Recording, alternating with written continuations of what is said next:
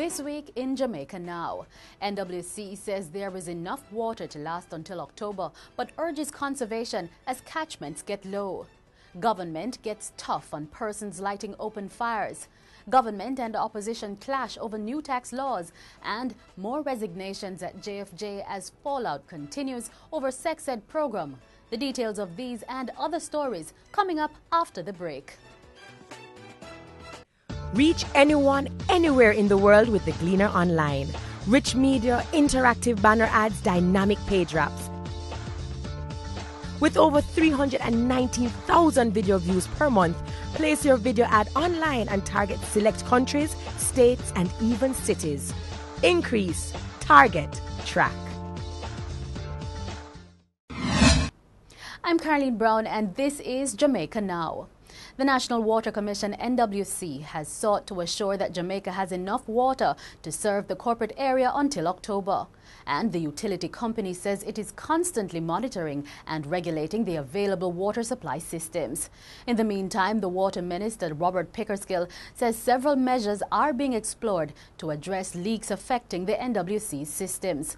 Mr. Pickersgill further disclosed that Cabinet had approved additional funding for drought mitigation. We have redeployed 40 trucks, several of them to the most critical areas such as Clarendon and our breadbasket parish, St. Elizabeth, where farmers are reeling under the drought. These trucks will continue to service these areas until normal rainfall is restored. We have also provided an allocation to the parish councils and to the members of parliament to deal with the trucking of water. Jamaicans have been warned to stop lighting open fires or face prosecution. According to the local government minister, Noel Arscott, the government will be enforcing the law that prohibits the unauthorized open burning. There have been a number of bushfires across the country in recent weeks, which resulted in the destruction of acres of farmlands, produce and livestock. Mr. Arscott says Jamaicans have to be more careful about how they dispose of their waste in light of the dry conditions.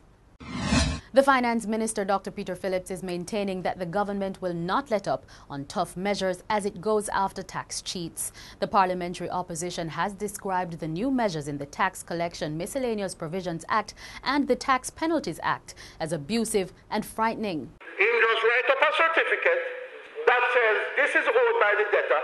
He registers that certificate with the Supreme Court, and snap your fingers, it shall be deemed to be a judgment of the Supreme Court. What kind of absolute rubbish is this?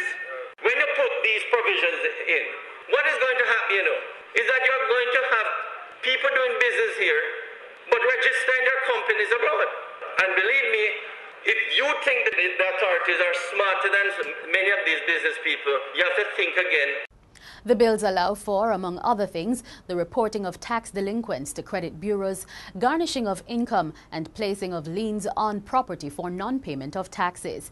The Finance Minister says tough measures are needed to force tax dodgers to pay their full share. There is a widespread, indeed an endemic culture of tax evasion and tax avoidance that has afflicted the country.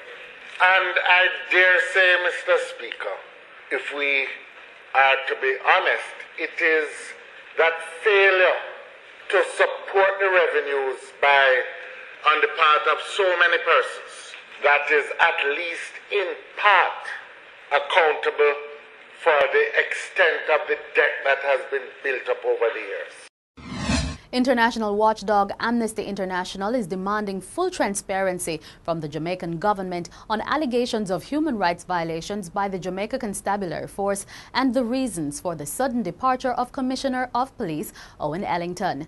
According to Amnesty, the refusal of the National Security Minister Peter Bunting to answer questions on the matter are a threat to Jamaica's international obligations on justice, truth and reparation for human rights violations. Responding to questions in Parliament, Parliament just over a week ago, Bunting disclosed that some of Jamaica's international partners have withdrawn support to certain units within the Jamaica Constabulary Force.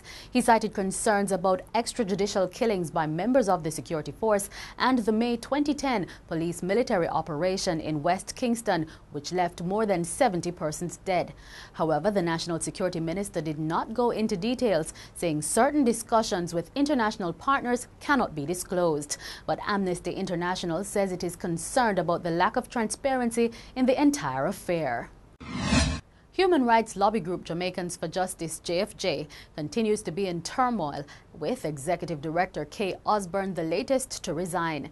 She joins 3 other board members who have stepped down over the controversial sex education program that was being administered in 6 children's homes. In the meantime, one of the former board members, Susan Gov't, has rejected the finding of an internal review of the sex education program. According to Mrs. Gov't, the internal review is flawed. The report conceded that there were weaknesses in the oversight and vetting of the sex education program. It also said the goal of the program fell outside of the JFJ's human rights mandate. The Constitutional Court has reserved its decision in the case brought by former Senator Arthur Williams against opposition leader Andrew Holness over the use of pre-signed resignation letters. Williams is contending that the use of the letters to axe him from the upper house last year was a breach of his constitutional rights.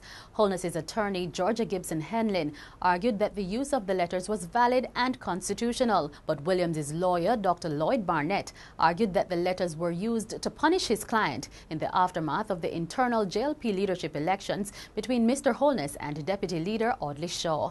Mr. Williams did not declare support for Mr. Holness in the leadership race. And that's it for this edition of Jamaica Now, your weekly review of the big news stories.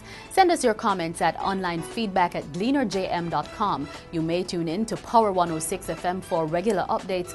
Follow us on Twitter at Jamaica Gleaner and on Facebook at Gleaner Jamaica. I'm Carleen Brown.